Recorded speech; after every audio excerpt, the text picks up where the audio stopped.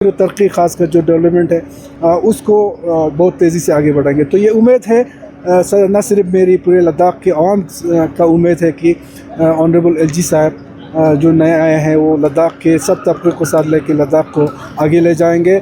बाकी रहा हमारे जो फॉर्मर जो एलजी साहब है बीडी मिश्रा जी, उनका एक चीज़ का हर जगह सराहना होती है, वो ये है कि वो पीपल फ्रेंडली होता है, वो अवामी वो सुनते थे।